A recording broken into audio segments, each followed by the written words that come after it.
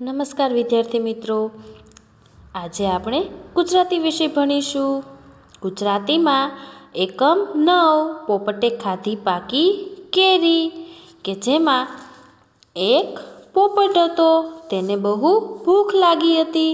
હવે બાળકો, પોપટને તો તમે બધાએ જોયો જ હશે, જોયો છે ને?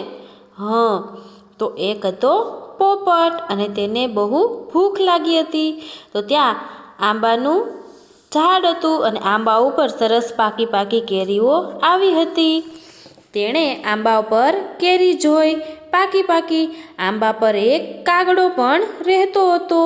પોપટને જોઈ કાગડાએ બૂમો પાડી કે આ આંબાનું ઝાડ મારું છે, ભાગી જા પોપટ, ભાગી જા. હવે પોપટે એક સરસ મજાનો આંબો જોયો અને તેમાં પણ તેને પાકી પાકી કેરી જોઈ. અને આ આંબા ઉપર કોણ રહેતું હતું? પોપટ સિવાય એક કાગડો પણ રહેતો હતો. હવે આ કાગડાએ પોપટને જોઈને બૂમ પાડવા લાગ્યો કે આ આંબાનું ઝાડ મારું છે, તું ભાગી જા પોપટ, ભાગી જા. કા કા કા કા કા કા. કાગડાની કાગારોળથી પોપટ ગભરાયો. પોપટ ઉડીને દૂર એક ઘર પાસે ગયો. તો ત્યાં તેની નજર મોટા રંગબેરંગી ફુગ્ગા ઉપર પડી.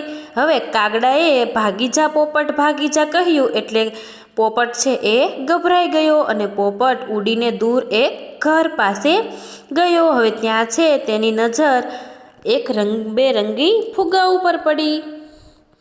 પોપટ ફુગ્ગાને ચાંચમાં લઈને આંબા નીચે બેઠો.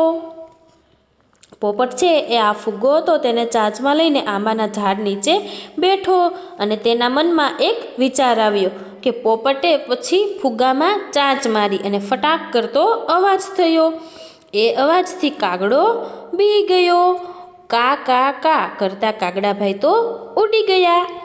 આંબાના ઝાડ પર જઈને પોપટભાઈએ કેરી ખાધી, એ પણ પાકી પાકી અને મીઠી મીઠી.